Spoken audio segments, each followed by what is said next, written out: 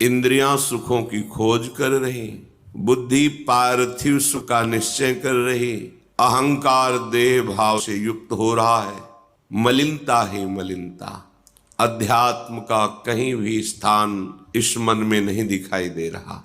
पर कृपा है, बस इस कृपा का आदर कर लीजिए। इस कृपा का आदर करना जो हमें सौभाग्य मिला है, एक एक मिनट, एक एक सेकेंड हम केवल अपने प्रभु के चिंतन का प्रयास करें। ये प्रयास देखकर ही प्रभु रीझ जाते हैं।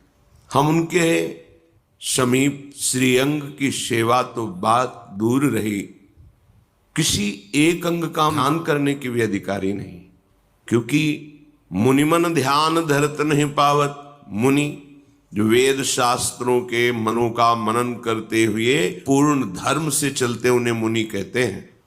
मुनिमन ध्यान धरत नहीं पावत, अपनी सामर्थ्य कहाँ है कि उनको हम ध्यान में भी देख सके। फिर श्रीअंग के समीप उनकी सेवा का अधिकारी हो तो अत्यंत दुर्लभ, तो कैसे प्राप्त हो जाता है? बस प्रयास। हमारा जो प्रयास है, हमारी जो चेतना शक्ति के द्वारा चेष्टाएं हो रही हैं, उनमें त्रुटि नहीं होनी चाहिए। प्रयास हमारा भगवत रिझाने का हो। फिर बलात् हमारे ऊपर जो आक्रमण कर रहे हैं, काम क्रोध लोभ मोह मद मत्सर अंतःकरण में, उसे प्रियालाल क्षमा कर देते हैं। बहुत कृपालु हैं। हमारा प्रयास प्रियालाल की तरफ है। त्रुटियां हमसे हो रही, पर वो मिल जाएंगे। इस प्रयास को देखकर कि मेरी दुरंत माया, वो खुद जानते माया दुरत्या, फिर भी ये मेरे लिए प्रयासरत है। ये आंतरिक बात कह रहा हूं आपको। सिद्धांत में तो एक एक सेकंड के समय और चेष्टा का हिसाब होता है। वो आप क्या करते हैं उसी का फल मिलेगा। लेकिन शरणागति में प्रियालाल के चरणों का आश्रय ले लिया, वहां की बात कह रहा हूं।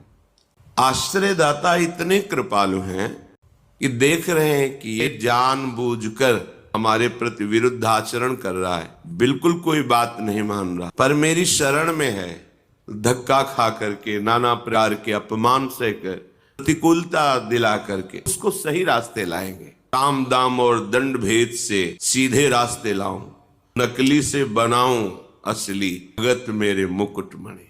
प्रभु का ऐसा प्रभाव है। वो प्रभाव अगर काम न करे तो लोग परमार्थ में चल ही नहीं सकते।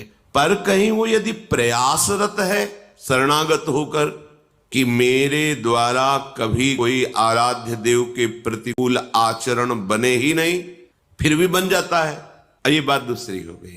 अब तो अगर समुद्रवत अपराध बन जाए तो भी हमारी प्रियाजू उसे मानती नहीं कि अपराध क्या है।